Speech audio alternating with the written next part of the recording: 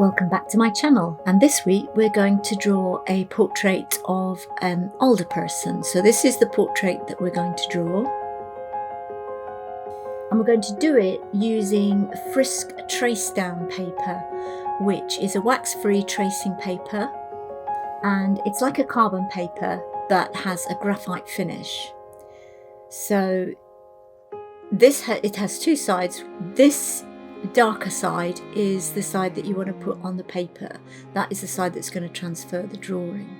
So you place that on your paper and then place your photograph or source material on top of the paper that you're going to transfer it to and your transfer paper. And basically, just like if you were doing tracing, you start drawing around the edges. Now, after you've done a little bit, you need to just raise the corner, hold the photo down so that you don't move it, and check whether it's coming through. Now, it wasn't coming through. So I'm going to press harder, and that should make a difference. That is one of the reasons I don't particularly like this method, is that you actually have to press quite hard in order to transfer the image. And when you press hard, you do get indentations in your paper, which can show up when you shade. So you do need to err on the side of caution with that. I recently used this paper to transfer a very, very complicated picture, and it didn't really work. I got very faint outlines, so I had to go over it again. And oftentimes my method of drawing for my big, very complicated pictures is that I will draw them on tracing paper first, and then I will keep rubbing out and make all my corrections on the tracing paper, and then I'll transfer that to watercolour paper. That's because I don't particularly like making lots and lots of rubbings out, erasures on watercolour paper, because it does affect the paper. So I just like to have quite a clear outline to start with. Once you've transferred all your lines, then you need to remove it and find out what you've got underneath. And then you will have to go over all the lines that you have drawn with the tracing paper, just to kind of define them more. And this is a prerequisite to your shading, which will come later. So this is still the drawing phase, if you like, of your sketch.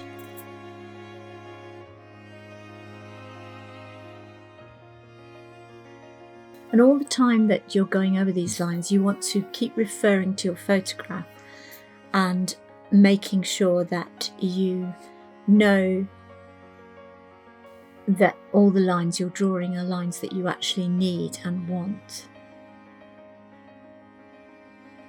And adding any if you want to, if you think that you've missed some. And sometimes you'll use this trace down or tracing paper and discover that you've missed a whole bit. Well, it's really difficult to go back in with the tracing paper because it's difficult to get it back in the same position. But you just have to draw that little bit in freehand.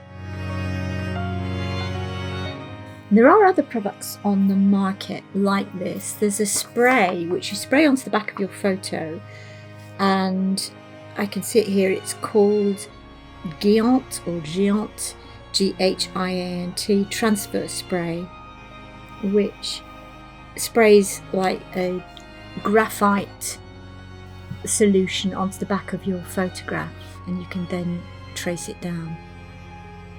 I've never actually used the spray down product, so I can't advise on how good or efficient it is. Now, this particular image will give a lot of practice with doing folds in fabric and the way it falls, because his kafir or gutra gives you a lot of practice in drawing these folds and shading them in.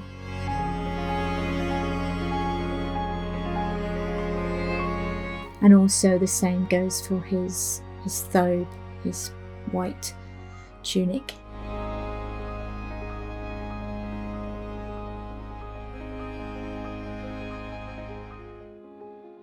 And remember that although the kafir is white, as is the thobe, you do have to add some shading to it in order to make the creases. And then I'm just giving an overall tone to his skin, just to kind of indicate to me where the skin is and where the clothing is. And that will just help me for later on when I come to shade it in.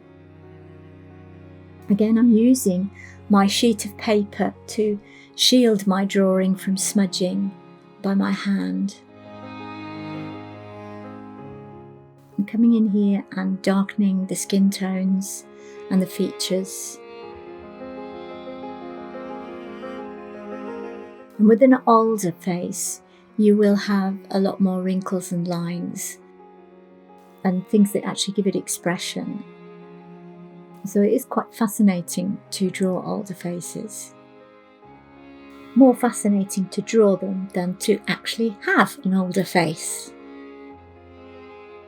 And this gentleman was from when I was living in Bahrain, and my friends and I used to go out on photo shoots and down to the souk and down to the old town in Mukharak.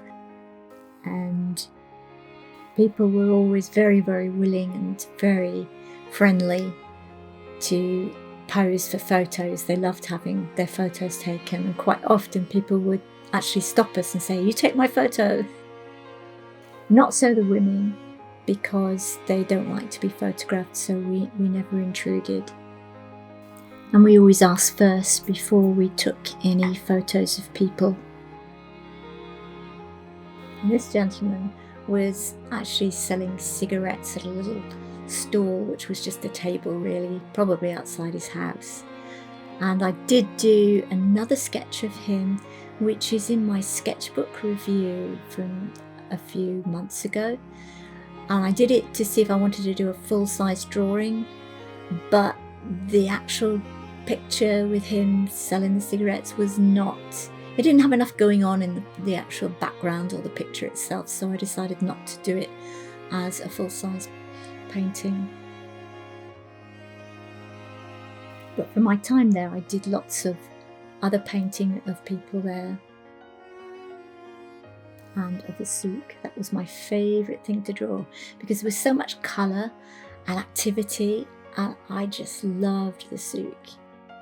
And also because they were pulling down part of it and making it modern and plastic, and so it was air conditioned. It was nice to visit the old part of the souk that was very traditional. And again, the people were so friendly. And it had such a lovely atmosphere.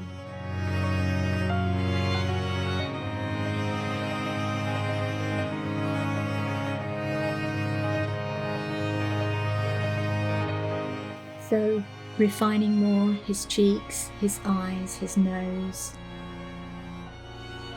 Just trying to get some character into his face. And then coming in and drawing the fabrics of his thobe, his tunic. And again, although it was white, you have to put the shading in, and it wasn't all in the sun, so there would be some shading anyway. And the lightest thing in this drawing again was the highlights in his eye, plus some highlights on his white clothing and on the buttons.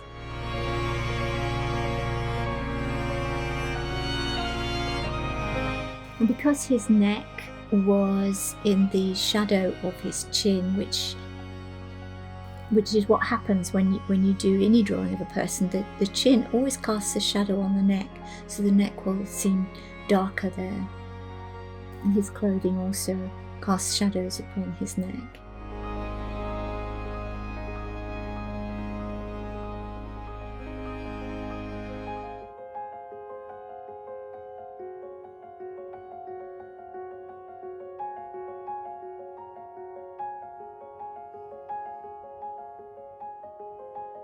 And this goes back to what I was saying about I didn't used to like doing the clothing, I just wanted to do the face. But now I have to pay more attention to the clothing in order to make a good portrait.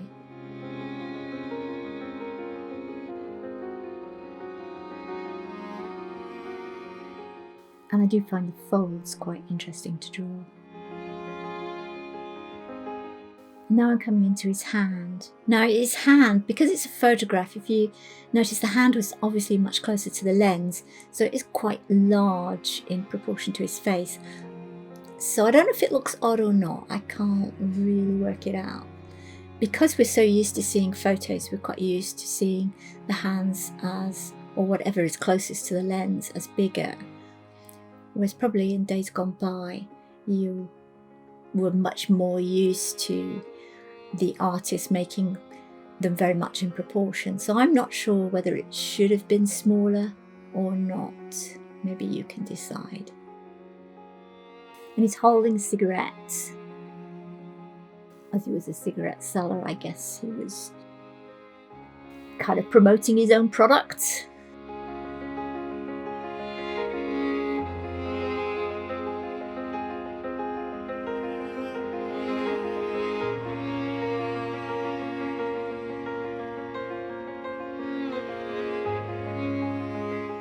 And the bits in his palm that you can see, they will be darker because they are shaded by his fingers. So that gives it more depth if you add that shading. And it's all about looking. When you see the photograph or when you see things in real life, look at things like shadows and think about, well, the fingers must be making a shadow because the palm is underneath. So therefore I have to actually think about that and almost verbalize it so that I recognize it, and that's what will make the palm move backwards from the fingers. And I did find that when I started teaching art, I had to verbalize, and that in some ways improved my art because I did things intuitively before, but I never thought about why I did them. And when I thought about why I did them, I actually thought more about, well, I could make that better. So I feel that teaching helped me, or helped my art to improve. Again, using the paper to cover the bit that I've just shaded in so that I don't smudge it, and it also means that you don't end up with such a dirty hand. As I smudge things, I'm continuously washing my hands and my fingers to wash the graphite off so that I don't smudge it in the wrong places, because that's very easy to do. Coming in and refining his eyes again, and his face. I'm thinking about where the shadows would be, because from his kaffir there would be shadows where the sun doesn't quite meet his face. He had very much a salt and pepper beard, and so we have to think about putting some, or leaving some whites to show that. And he had lovely smiley eyes. I'm trying to get that lightness there.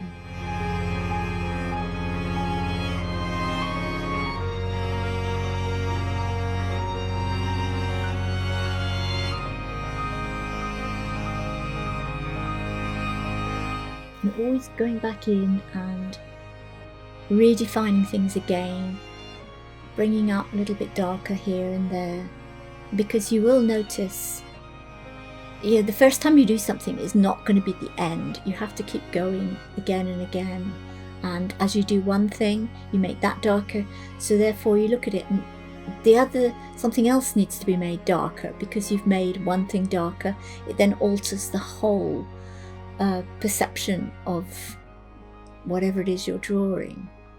So I am beginning to add the final touches to this drawing. Next week I will be doing another pencil drawing using a different way of transferring from a photo to your paper.